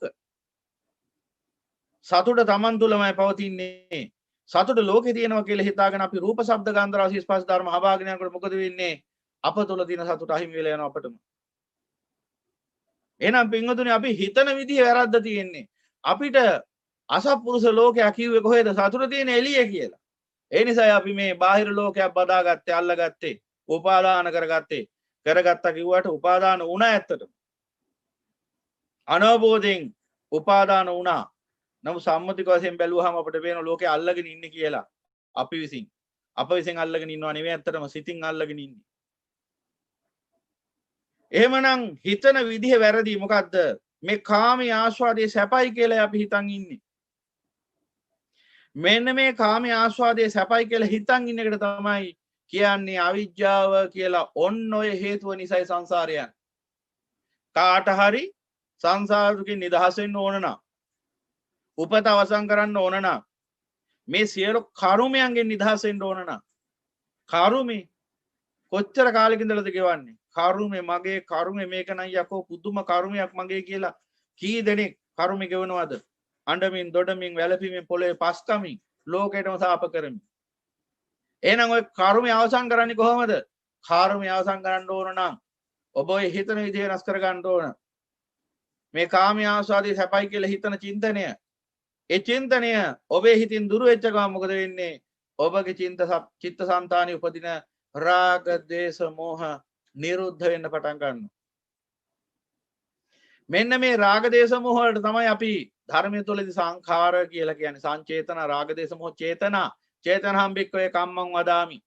ඒ චේතනාවලින් ලෝකේ සකස් කරන නිසා ඒකට සංඛාර කියන සකස් කරන්නන් වඩු බාස්ලා. ලෝකේ හදන්නේ අන්නර රාග, ද්වේෂ, මෝහ චේතනා. මෙන්න මේ රාග, ද්වේෂ, මෝහ චේතනා උපදින්නේ ඇයි? උපදින්නේ ඇයි හිතේ රාග, ද්වේෂ, මෝහ චේතනා? මේ කාමී ආස්වාදයේ සැපයි කියලා හිතන් ඉන්න නිසා. අන්නේ මුලා සහගත අන්ධකාර මානසිකත්වයට තමයි කියන්නේ අවිජ්ජාව කියලා. ඔන්න ඔය හේතුවයි බුදු පියාණන් වහන්සේ ලෝකෙට පහළ වෙලා නසා දමන්නේ. අවිජ්ජා අන්ධකාරය දුරු කළා කිව්වේ ඔන්න ඕකටයි. හිතන විදිය වෙනස් කළා. හිතන විදිය වෙනස් කරපු ගමන් ජීවිතේ පරිවර්තන වෙනවා ආලෝකයේ පැත්තට. ජීවිතේ සම්පූර්ණ අනිත් පැත්තට හැරෙනවා. කොයි පැත්තටද? ඥානයේ පැත්තට, නිවන පැත්තට. කාමයේ ආස්වාදයේ සැපයි කියලා හිතන තාක්කල් ඔබ ඉන්නේ සංසාරය තුලයි එහෙම කියන්නේ. කාමයේ ආස්වාදයේ සැපයි කියලා හිතන තාක්කල් ඔබේ හිතේ රාග, දේශ, මොහ චේතනා උපදිනව නතර කරගන්න බෑ. ආයසේ නතර කරන්න බෑ. ඔන්න රාගය ඇති වෙන ඔන්න මම බලන් ඉඳලා නැති කර ගන්නවා. ඔන්න දේශය ඇති වෙන ඔන්න මම බලන් ඉඳලා නැති කර ගන්න. ඔහොම කියලා නැති කර ගන්න බෑ මුල දැක්කේ නැති කෙනෙක්ට. එහෙමත් නැති කර ගන්න පුළුවන් ප්‍රතිපදාවට පැමිණි කෙනෙක්ට. හැබැයි ඊට ඉස්සෙල්ලා දකින්න ඕනේ ඇයි මේ රාග දේශ මොහ උපදින්නේ හිතේ? මොකක් නිසාද? ඇයි ගින්දර පවතින්නේ දර තියෙනකම්? එහෙනම් අපි කරන්න ඕන මේ ගින්දර නිවා ගන්න එක නම් අපිට තියෙන්නේ මෙන්න මේ දර ටික අයින් කරලා දාන එක. එහෙනම් පින්වතුනි මේ චිත්තසංතානයේ ඇවිලෙන රාග දේශ මොහ නම් ගින්දර නිවා දමන්න තියෙන ක්‍රමය මොකද්ද? මෙන්න මේ රාග දේශ මොහ නැමැති මේ ගින්දර අවුලන මේ දරහෙවත් මේ කාමී ආස්වාදය සැපයි කියන මුලා සහගත මානසිකත්වයේ හිතින් අත්හැලා දාන එක. ඒකට බනහන්න ඕන. බනහනකොට මොකද වෙන්නේ? ඔබට ප්‍රත්‍යක්ෂ අවබෝධයක් එනවා කාමී ආස්වාදයේ දුකක් කියලා න්‍යායාත්මකව. මේ න්‍යායක් පේන්න ගන්න මොකද්ද? මේ හේතු ඇති කල්ලි මෙසේ වේ මේ උපන් කල්ලි මේ උපදී. මේ හේතු නොමැති කල්ලි මෙසේ නොවේ මේ නූපන් කල්ලි මේ නූපදී. මොකද්ද මේ න්‍යාය? බුදුරජාණන් වහන්සේ පෙන්වලා දෙන මෙන්න මේ න්‍යායට තමයි පටිච්ච සමුප්පාදය කියන්නේ. දැන් ওই වචනේ ඇහුනහමත් බයයි සමහරු. පටිසමුප්පාදය කිව්ව බලන්න ඔබට වැටහෙන්නේ නැද්ද කියලා. පටිසමුප්පාදය කියවම අත්‍යන්ත ගැඹුරු ධර්මයක්. හැබැයි ඒ පරම කෙලවර දක්වා අපට අවබෝධ කරගන්න කොහොමද බෑ. අපට අවශ්‍ය වෙන්නේ මේ දුකෙන් නිදහස් වෙන්න අවශ්‍ය කරන මට්ටමේ අවබෝධය පහළ කරගන්න එක විතරයි. ඒකට මේ කියන න්‍යාය ධර්මයේ මේ මට්ටමින් වැටහුණත් ඇති. ඉතිමස්මින් සතිදං හෝති මාසුපාදං උප්පජ්ජති මේ හේතු ඇති කල්ලි මෙසේ වේ මේ උපන් කල්ලි මේ උපදී. ඉතිමස්මින් අසතිදං හෝති මාස නිරෝධය මනිරුද්ධති මේ හේතු නොමැති කල්ලි මෙසේ නොවේ මේ නූපන් කල්ලි මේ නූපදී. එනම් මොකක්ද මේ න්‍යාය? මේ අවිජ්ජාව ඇති කල්ලි චිත්තසංතානේ රාග දේශ මොහ උපදී. අවිජ්ජාව කිය මොකද්ද? කාමී ආස්වාදය සැපයි කියලා හිතන් ඉන්න මුලා සහගත මානසිකත්වය. අන්න ඒක තියෙනවා නම් යම් සිතක ඒ සිතේ රාග දේශ මොහ උපදිනව නතර කරන්න බෑ. හිත ගිනි ගන්නවා මොහොතක් පාසා. ඇවිලි ඉන්නේ තථාගත ශ්‍රී සද්ධර්මය අවබෝධ නොකරපු මිනිහා උන්නත් 1000යි මලත් 1000යි මෙලවත් දැවෙනවා පරලවත් දැවෙනවා කිව්වේ ඒකයි. එහෙනම් චිත්තසංතානී මොහොතක් පාසා රාගය උපදිනවා, දේශය උපදිනවා, මෝහය උපදිනවා. කුමක් නිසාද? මෙන්න මේ ආස්වාදයේ කාමයේ සැපයි කියලා තියෙන මෙන්න මේ තියෙන මුලාසහගත මානසිකත්වය මේක අවිජ්ජාව කියලා කිව්වේ මෙන්න මේකටයි. මෙන්න මේ මුලාසහගත අවිජ්ජාව තියෙනකන් ගිනි ඇවිලෙනවා, පිච්චෙනවා, දැවෙනවා. එහෙනම් ඔබට ඕන නිවෙන්න නම්, සැනසෙන්න නම්, ඔබට ඕන සියලු දුකෙන් නිදහස් වෙන්න නම්, ඔබට ඕන ජාති අවසන් කරන්න නම් ඔබට කරන්න තියෙන්නේ උතුම් වූ ශ්‍රී සද්ධර්මයේ මෙසේ ආසා අවබෝධ කරගන්න. අන්න බුදු පියාණන් වහන්සේ පෙන්වනවා යමෙක් මහන මෙන්න මේ කාමී ආස්වාදයේ දුක වශයෙන් ප්‍රඥාවෙන් දකි. එදාට මොකද වෙන්නේ? ඔහුගේ චිත්තසංතානී රාගයේ දේශේ මොහේ උපදින ක්‍රියාවලිය නිරුද්ධ වෙන නතර වෙන පටන් ගන්නවා. ඒකට කියනවා මොකද්ද? අවිජ්ජා නිරෝධෝ සංකාර නිරෝධා. අර ආස්වාදයේ සැපයි කියලා හිතන තාක්කල් හිතේ රාග දේශ මොහ චේතනා හේවත් මේ කර්මයේ නිෂ්පාදනය වෙනවා. කර්මයේ සකස් වෙනවා. කර්ම භවයේ පිහිටනවා. නැවත නැවත සංසාර දුක නිර්මාණය වෙනවා. ඒ ක්‍රියාවලියට කියනවා විද්‍යාපච්චය සංඛාරා. ගැඹුරට වෙන දවසක අපි සාකච්ඡා කරනවා. මේ මූල ධර්ම අවබෝධය විතරයි මේ කියන්නේ දේශනා කරන්නේ. එහෙනම් ඒ අවිජ්ජාව හිතින් දුරු කරගත්තාම අවිජ්ජා නිරෝධෝ සංඛාර නිරෝධා කියලා අර චිත්තසංතානයේ උපද රාග දේශ මොහ නිරුද්ධ වෙලා යනවා. එහෙනම් අපි මේ දුක් විඳින්නේ ඒ සංසාරේ කර්ම රැස් වෙච්ච නිසා. පෙර භවයේ කර්ම වල විපාක තමයි දැන් ගෙවන්නේ මේ. කම්මා විපාකවත්තන්ති කර්මෙන් විපාක වැඩ පිළිලක් හදලා දුන්නා. ඔබ මේ අහවල් මෞතුමිය ගාව අහවල් පියතුමා ගාව ඉපදෙනවම ඉපදිලා මේ වගේ ජීවිතයක් උරුම කරගන්නවා කියලා දැනගෙන ඉපදිච්ච කෙනෙක්. කොයි ලෝකේ ඉඳලා ආවද? ඒ අම්මා තාත්තා දන්නේ නැහැ කොහේ ඉඳලා ආවද කියලා. Taman දන්නේ නැහැ කොයි ලෝකෙන් ආවද කියලා. කොහේ ඉඳලා ආවද දන්නේ නැහැ. අම්මා තාත්තා දන්නේ නැහැ, දරුවා දන්නේ නැහැ. අම්මා තාත්තගේ කරුමෙටයි දරුවාගේ කරුමෙටයි ගාන්ට තුන් දෙනාගේම කරුමේ ගැලපිච්ච නිසා දරුවා එතන ඉපදුනා. සත්වයක් එතන ජනිත වුණා. ඔක්කාන්ති වුණා. මව කුසේ බැහැගත්තා. එච්චරයිනි සිද්ධ වුණේ. උපදේශයට අනන්‍යතාවය හෙව්වට උපතට පෙර භවයේ අනන්‍යතාවය පිළිබඳව කාට හරි තියෙනවද සාතිකයක්? උප්පයන සාතිකයක් තිබුණාට සංසාර සාතිකයක් තියෙනවද කාගාව හරි? කොහේ ඉඳලා අපෙකින්ද කියලා කවුද දන්නේ? සමහරට නිරේක ඉඳලා කර්ම කිවිලා ආවද දන්නෙත් නැහැ. එහෙමත් හිතන්න පුළුවන් සමහර මිනිසුන්ගේ වැඩ බැලුවහම. එතකොට එහෙනම් කර්මෙන් නිපැද්දුවේ.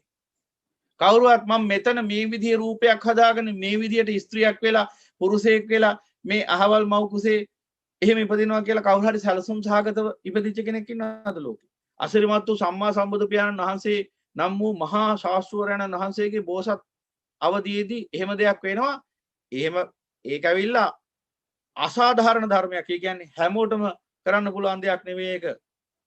බුද්ධ පාරමිතා සමතිස් පාරමිතා තියෙන අති උත්තරීතර බෝධි සම්භාර ගුණයෙන් කෙලපෙමින් උත්තමෙක් ඉන්න ඕනේ ඒකට. පංච මහ විලෝකන බලලා ඉපදින්න. අනිත් කාටවත් මේ වැඩේ කරන්න බෑ. ඒ නිසා මහ බෝසතාණන් වහන්සේගේ තරමින් තමන් ගැන හිතන්න එපා කිසි කෙනෙක්. අපි නිකන් දූවිලි අංශු මේ මහ පොළවේ අසිරිමත් වූ බුදු පියාණන් වහන්සේත් එක්ක බැලුවාම උන්වහන්සේ මේ විශ්වය හා සමානයි. අපි දූවිල්ලක් කියන්න ලැජ්ජ වෙන්න ඕන. ඒ තරම්ම හීනයි දීනයි උන්වහන්සේගේ ඥානියත් එක්ක බැලුවාම අපි. ඒ තරම් අසිරිමත් උත්තමයන් වහන්සේට කරන්න බැරි දෙයක් නැහැ. ඒ නිසා උන්වහන්සේට විතර එහෙම තත්ත්වයක් විද්‍යමාන වෙන්නේ. අනිත් හැම කෙනෙක්ම දැනගෙන කලින් කියලා ඉපදුනාද මේ වගේ තැනක මං උපදිනවා කියලා. නෑ නේද? ඉපදිච්ච තැන කර්මයෙන් උපාදනය කරලා දීපු වැඩපිළිවෙල නේද මගේ ජීවිතය කියලා ගත්තේ. කර්මයෙන් හදලා දීපු ඇස කන නාසය දිව ශරීරයේ මනස නේද මගේ කියලා මම කියලා ගත්තේ. කර්මයෙන් මුණ ගැස්සලා දීපු රූප ශබ්ද ගන්ධ රස ස්පර්ශ ධර්ම නේද මම කියලා මගේ කියලා ගත්තේ. ඊට පස්සේ මොකද වුනේ? කර්මයෙන් මූලික වැඩ කොටස හදලා දුන්නාට පස්සේ අපේ තියෙන අඥාන ඔලොමොට්ටල කමින් ඉතුරු ටික කරගත්තා. විපාක වශයෙන් ඇහැ කන නාසය දිව ශරීරයේ මනස හදලා දුන්නා. විපාක වශයෙන් රූප ශබ්ද ගන්ධ රස ස්පර්ශ ධර්ම මුණ ගැස්සලා දුන්නා. දැන් අවිජ්ජාය මොකද කරේ? මේ ඇහැ කන නාසයෙන් දිවෙන් ශරීරයෙන් මනසින් ඇහැ කන නාසය දිව ශරීරය මනස කියන හයෙන් අරූප ශබ්ද ගන්ධ රස ස්පර්ශ ධර්ම හවාගෙන යන්න පටන් ගත්තා. මේකට කියනවා ජීවිතය කියලා. කම්මා විපාක වත්තන්ති. එහෙනම් පෙර භවයේ මේ වල මොට්ටල කමම නේද මේ විදිහටම වෙලා තියෙන්නේ. පෙර භවයේ මුලාසහගත මානසිකත්වයේ නේද ජීවත් වෙලා තියෙන්නේ කාමයේ ආස්වාදයේ සැපයි කියලා. ඒ නිසා හටගත් රාග දේශ මොහ වලින් තමයි මේ භවය සකස් වුනේ, මේ ජීවිතය සකස් වුනේ, මේ ලෝකය සකස් වුනේ. දැන් මොකද වෙන්නේ? මේ ජීවිතය ගත කරන්නේ අර පෙර විදිහම අනවබෝධයෙන් නම් දැන් වෙන්නේ මොකද්ද? පෙර වෙච්ච වැරද්දමයි. පුරුදු සාංශාරික වැරද්ද ආයි සිද්ධ වෙනවා. කොහමද? කාම්මා විපාක වත්තන්ති. දැන් මොකද කරන්නේ? ආපහු මේ ඇහැ කන නාසය දිව ශරීරය පෙර භවයේ කර්ම නිසා හටගත්ත මේ ඇහැ කන නාසය දිව ශරීරයේ මනස නැවත පරිහරණය කරනවා අපේ අනවබෝධයෙන් කාමයේ ආස්වාදයේ සැපයි කියලා හිතාගෙන. දැන් මොකද වෙන්නේ? මේ ඇහැ කන නාසය දිව ශරීරයේ මනස තුලින් ආයි මේ විපාක වශයෙන් මුණ ගැහින්නා වූ අවිජ්ජායන් සොයාගෙන යනවා මේ රූප ශබ්ද ගන්ධ රස ස්පර්ශ ධර්ම ලුහු බඳින්න ගියාම නැවත උපදිනවා හිතේ රාග දේශ මොහ. ඒකට කියනවා විපාකෝ කම්ම සම්භව. කර්මයේ විපාක වශයෙන් මුණ ගැහිච්ච මේ ජීවිතය තුළින් ආයි උපදිනවා කර්මය. ඒ නිසාම කොයිනේ තස්මා පුනබ්බහෝති. ඔය වෙලාවකරි හොමිනකොට පණ යනවා. ගියාම පණ ගියාම ගෙදර මිනිස්සු ටික උස්සන් ගිහිලා විසිකලා දානවා කනත්තට. මේ කුණු කය. අර ඉපදිච්ච කර්ම ශක්තියෙන් ඊළඟ භවයේ හදනවා. එතන ඉඳලා භවතනියෙන් දුක් විඳින. තනියෙන් දුක් විඳින. දැන් ඔබ හිතනවා නේද මට ඉන්නවා අම්මා ඉන්නවා තාත්තා ඉන්නවා සහෝදරයෝ ඉන්නවා බිරිඳ ඉන්නවා සැමියා ඉන්නවා දරුමල්ලෝ ඉන්නවා මට අරයා ඉන්නවා මෙයා ඉන්නවා මා වටා මුරකාරයෝ ඉන්නවා තුවක්කු අරගෙන ලොකු මිනිහා කියලා. එහෙමත් හිතන් ඉන්න පිටසක් ඉන්නවා. දුක් විඳින තනියෙන් නෙවෙයි. හිතලා බලන්න. තමන්ගේ දුක කියනවා දුක බෙදා හදාගමු කියලා අපි. තමන්ගේ හිතේ තියෙන දුක කොහොමද තව මිනිහෙට දෙන්නේ? මිනිහෙට ඇවිල්ලා බොරුවට ඕනනම් ඔළුව අත ගාලා කියන්න පුළුවන් අඬන්න එපා දොඩන්න එපා වැළපෙන්න එපා. ඔයා අඬනකොට මටත් දුකයි කියලා උගෙත් වල මොට්ටල ගමට අඬන්න පුළුවන්. හැබැයි අර මිනිහගේ දුක දශමයක් හරි අඩු වෙනවද? රෝහල් ඇඳක මිනිහෙක් දුක් විඳින පිළිකාවක් හැදිලා. දැන් අම්මා තාත්තා බිරිඳ සැමියා ඥාතිහිත මිත්‍රාදීන් යනාදි වශයෙන් කවරෙක් හෝ ළඟට ගිහිල්ලා අනේ ඔයා විතරක් තනියෙන් ඔයකින් දුක් විඳින්න එපා පිළිකාවෙන් කොටසක් මටත් දෙන්න කියලා ගන්න පුළුවන්. එහෙම ගන්න පුළුවන් වුණත් ගනීද? තනියෙන් තමයි දුක් විඳින්නේ. ඒකයි බුදු පියාණන් වහන්සේ අපට දේශනා කළේ.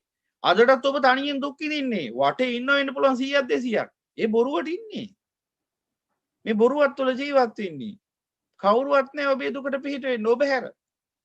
තනියෙන් දුක් විඳින්නේ. තනිවමයි උපන්නේ. තනිවමයි මැරෙන්නේ. ඒ අතරතුරත් තනියමයි දුක් විඳින්නේ. අපි හිතන් ඉන්නවා තව ගොඩක් අය මාවට ඉන්නවා කියලා. ඒ අපේ මුලාව සහගත මානසිකත්වය. ඒ අවිජ්ජාවම තමයි. කවුරුවත් නෑ ඔබට ඔබ හැර. හොඳට මතක තියාගන්න. ඔබට ඉන්න ඔබ විතරයි. අත්ත යතන නතු කොහි නතු පරෝසියා. ඔබත් ඔබට පිහිට වෙන්නේ නැති කෙනෙක් නම් කවරෙක් ඔබට පිහිට වෙන්නද? මේ බව දකින්න නුවණින් පෙර භවයේ වෙච්ච වැරද්ද මේ භවෙත් ආයි කරගන්න එපා. පෙර භවයේ නොදැන අනවබෝධයෙන් කර්ම රැස් වුණා. ආස්වාදයේ කාමයේ සපයි කියලා ලුහු බැඳගෙන ගිහිල්ලා එදා ඒ භවයේ හටගත්ත රාගදේශ මොහොල විපාක තමයි දැන් මේ ගෙවන්නේ. දැනුත් ඒ වැරද්දම නම් ආයි ඔබ කරන්නේ. ආයි කාමයේ ආස්වාදයේ සපයි කියලා හිතාගෙන නම් ඔබ කටයුතු කරන්නේ. පෙර භවයේ විපාක වශයෙන් මුණ ගැහිච්ච මේ ජීවිතය ඔබ පරිහරණය කරන්නේ නැවත අවිජ්ජාවෙන්ම නම්. අවිජ්ජා පත්‍ය සංඛාර කියලා ආයි ඔබ තුල රාගදේශ මොහ උපදිනක නතර කරගන්න බෑ. දැන් මොකද්ද වෙන්නේ? ඒ උපදින රාගදේශ මොහ වලින් ඊළඟ භවයේ හදන. එහෙම ඉන්නකොට කො වෙලාවක හරි දෙයනේ කියලා මේ භවයේ පණ යනවා. මේ භවයේ අවසන් වෙනවා. ඊට පස්සේ මොකද වෙන්නේ? ඊළඟ භවයේ නැවත සකස් වෙනවා. જાතියක් වශයෙන්. භවපත්‍ය જાතිය කියලා. උපතක් සකස් වෙනවා. ඊට පස්සේ මොකද වෙන්නේ? එතනත් මේ දුකම සමහරට මීට වඩා කෝටි වාරයක් දුක තියෙන පුළුවන් හතර අපායට ගියොත්. සතර අපායට ගියොත් අනන්ත දුකක් විඳින්න වෙන්න පුළුවන්. නුවණින් දකින්න මේ යථාර්ථය දිහා බලන්න නුවණින් බලන්න. එතකොට මොකද වෙන්නේ? ඔබට අන්න එතකොට ඔබට පුළුවන්කම ලැබෙනවා මේ සිත නැමැති මායාගේ කීමට නතු නොවි සිත නැමැති මායා ආස්වාදයේ දියන් කාමයේ දියන් කාමයේ ආස්වාදයේ ජීවිතය අග්‍ර කරගනින් ඒ වෙනුවෙන්ම ජීවිතයන් කිය ඔබට බල කරන මේ තුච්ච නින්දිත සිත නැමැති මායාව තමනි කරගන්න. එදාට ඔබට පුළුවන්කම ලැබෙයි ක්‍රමානුකූලව රාගෙන් දේශෙන් මොහෙන් නිදහස් වෙයි. එක සැරේ කරන්න පුළුවන් වැඩක් නෙවෙයි. එකත් හොඳට තේරුම් ගන්න ඕනේ. දැන් ධර්මයේ පිළිබඳ අවබෝධයක් නැති කෙනෙක්ට එකපාරට මේ ටික හැමෝත් හිතේ එහෙනම් මේ බණ ටික අහලි ඉවරෙච්ච ගමන් රහත් වෙනවද කියලා. එහෙම වෙන්නේ නැහැ. මුලින්ම ඇති වෙන්නේ අවබෝධය. න්‍යාය ධර්මයේ දකින්න ඔබ. එහෙනම් මෙන්න මේ හිතේ අපේ හිතේ මෙන්න මේ කාමයේ ආස්වාදයේ සැපයි කියන මේ මුලාසහගත මානසිකත්වයේ තියෙනකම් ඔබ සංසාරේ දුක් විඳිනවා කිසිම කෙනෙකුට බෑ ඔබට පිළිතුරු. හොඳට මතක තියාගන්න.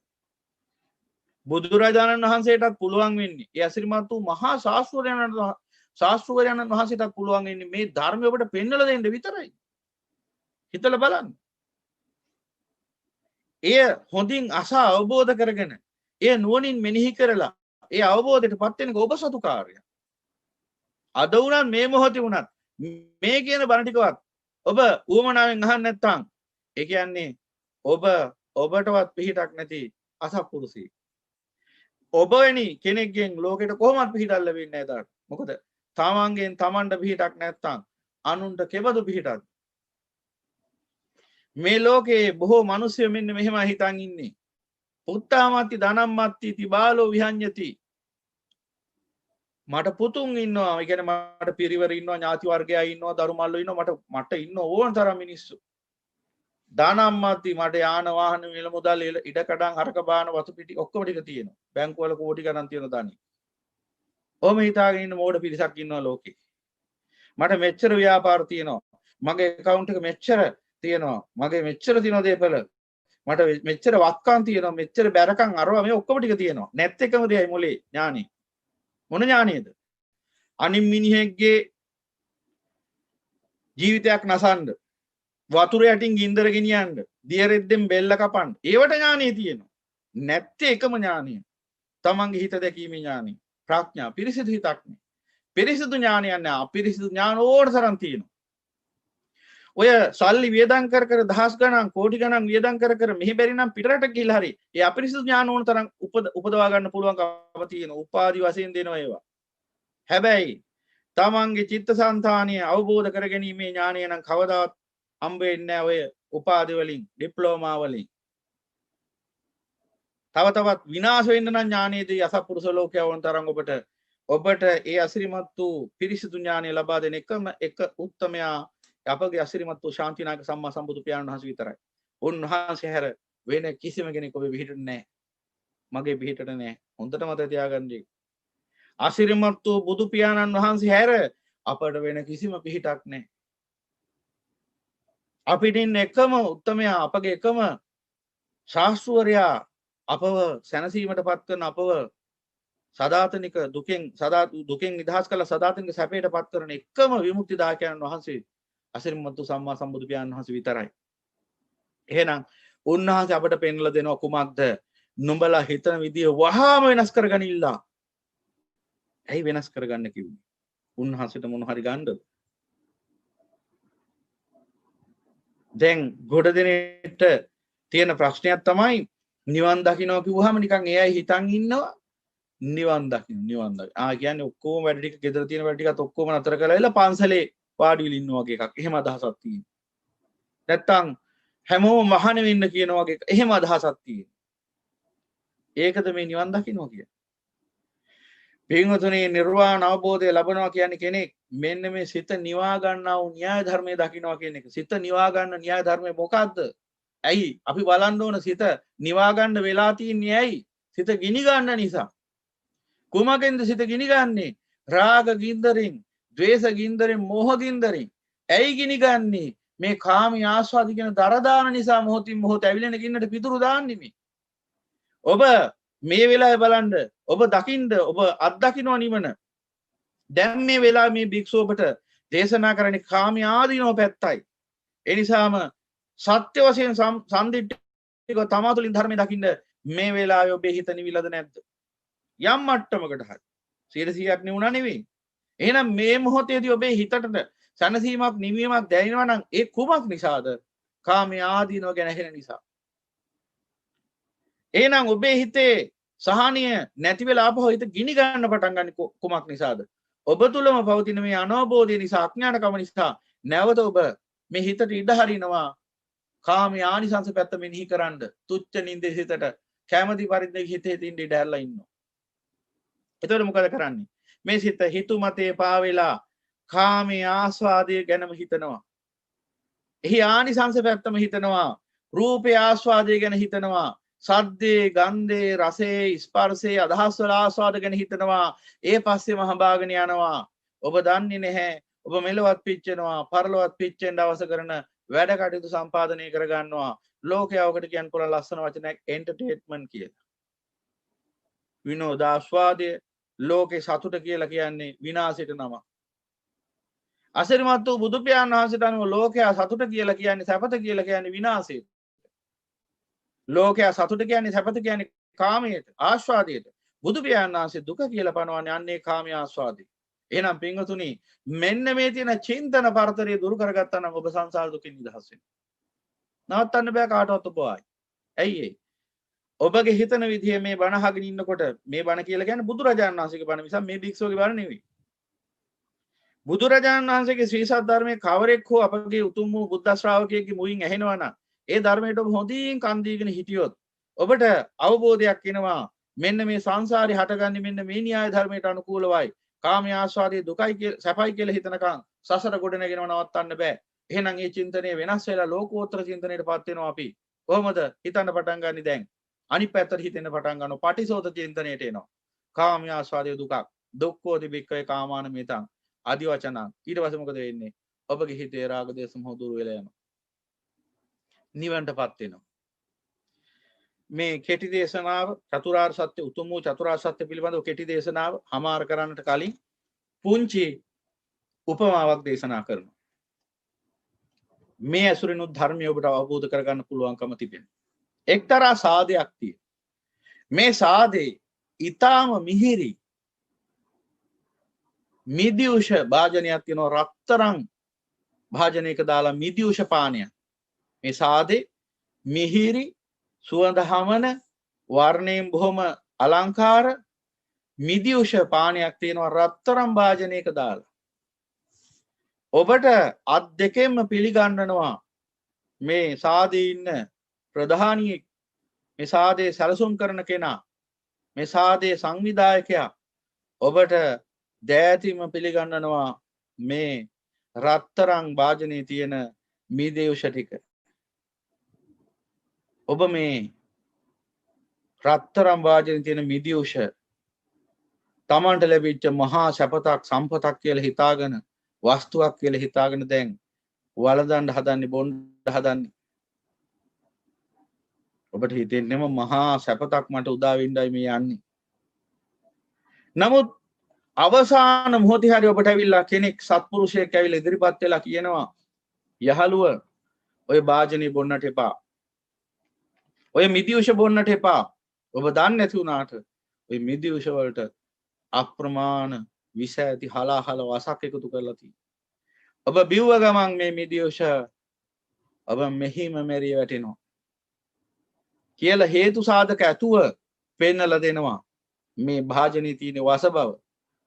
හැබැයි පිටින් බැලුවාම ලස්සන රත්තරන් භාජනයක්. වර්ණයත් හරිම අලංකාරයි. සුවඳක් එනවා. බොණ්ඩමයි හිතෙන්නේ. නමුත් දැන් දැනගත්තා මෙහි වස තිබෙන බව. ඒක ඊටාම විශ්වසනීය මාර්ගයකින් ඔබ දැනගත්තී කියලා හිතන්න. දැන් මොකද වෙන්නේ? ඔබගේ චින්තනයට මොකද වෙන්නේ දැන්? මෙච්චර වෙලා ඔබ හිතුවේ Tamanට වස්තුවක් මේ ලැබුණේ සම්පතක් ලැබුණේ කියලා. මෙච්චර වෙලා ඔබ හිතුවේ දැන් සැපතක් උදා වෙන්න යන්නේ කියලා. හැබැයි ඔබ අර සත්පුරුෂයාගේ පිහිටෙන් දැනගත්තා මේ ලස්සන රත්තරන් භාජනී පුරවලා තින්නේ මේ සුවඳින් අලංකාරයෙන් යුක්ත මේ මිදි පානී කියලා කියන්නේ හලාහල විසක් කියලා. ඒ පණිවිඩය ඔබට ලැබුණා නම් ඔබ ඒ මිදි උෂය නිසා උරුම කරගන්න මරණින් නිදහස් වෙනවා. නමුත් මතක තියාගන්න අති බහුතර දෙනෙක්ට ওই පණිවිඩය ලැබෙන්නේ. ඒ නිසා අය මොකද කරන්නේ? ඒ අය බොහෝම සතුටින් ඔය රත්තරන් භාජනී දාපු අර ඒ සාදේ සංවිධායකයා දෙන ඒ මිදි පානීය බොහෝම ආසාවෙන් අත් දෙකෙන් වරන් බීලා අවසානයේ සින්දුවක් කියනවා. මිදියෝෂයයි රැවටි හලාහල විස බිව්වේයි මා කියලා මැරිලා යනවා. හැබැයි යථාර්ථය දැනගත්තා නම් කොච්චර රත්තරන් වටින භාජනයක දුන්නත් කොච්චර ලස්සන වුණත් කොච්චර අලංකාර වුණත් කොච්චර මිහිරි කියලා පේන්න ගත්තත් කොච්චර රසයි කියලා හැඟුණත් කොච්චර සුවඳ වුණත් ඔබ මේ මිදි මාත්‍රයක්වත් පානීය කරන්නේ කුමක් හේින්ද? ඒක වස නිසා. එහෙනම් ඔන්න උපමාවෙන් තේරුම් ගන්න. ඔය සාදේ තමයි මේ ලෝකය. ඔය සංවිධායකයා තමයි සාදේ සංවිධානය කරන මේ මාර්යා නැමැති තුච්ච නින්දිත සිත. අnder රත්තරන් වාජනේ දාපු හලාහල විස සහිත ඒ මිදි පානය තමයි මේ කාමයේ ආස්වාදය. ඔබ තමයි මේ අතදරාගෙන ඉන්නේ භාජනය. අර මහා සත්පුරුෂයාණන් වහන්සේ තමයි අපගේ අසිරිමත් වූ සම්මා සම්බුදු පියාණන් වහන්සේ. උන්වහන්සේ ලෝකෙ පහළ නොවෙන්නට, උන්වහන්සේගෙන් ওই පණිවිඩය නොවෙන්නට ඔබ අප සියලු දෙනාම ඔය හලාහල විස පානීය බීලා වෙනසිලා යනවා. අනන්ත කාලෙක ඉඳලා ඔය විදිහට මායාවේ සාදී ඔය පානීය බිබී එන්නේ මේ සංසාරේ. මෙරි මෙරි වැටුණා. කවදාවත් කවුරුවත් කියලා දුන්නේ නැහැ ඔය බොන්නේ වසක් කියලා. ඒ අසිරිමත් වූ ශාස්ත්‍රවර අපගේ අමාමෑණී ශාන්තිනායක සම්මා සම්බුදු පියාණන් වහන්සේ පහළ වෙලා ලෝකෙට අපට මහා කරුණාවෙන් පෙන්ලා දුන්නා. මේ කාමයේ තමයි වස, මේ කාමයේ තමයි හලහල විස. ඔය කාමයට රැවටෙන්න එපා. ඔය ආස්වාදයට රැවටෙන්න එපා. ඔය කාමයේ ආස්වාදය පසුපස හඹා යන තුරු නුඹලාට උරුම සංසාරේ දුක පමණයි. ඔය කාමයෙන් ආස්වාදයෙන් වෙන් වෙච්ච දවසට නුඹලා සදාතනික සැපයට නිවනටපත් වෙනවා කියලා. එහෙමනම් ඒ සදාතනික නිවනටපත් වීමේ අදහසින් මේ සියලු කාමයන්හි ආදීනව ආස්වාදයේ ආදීනව නුවණින් දකිමින් ඒ උතුම් නිවන් මාර්ගට පැමිණෙනවා කියන උතුම් අදිෂ්ඨානයෙන් කවුරු සාදුකාරයක් පවත්වමු.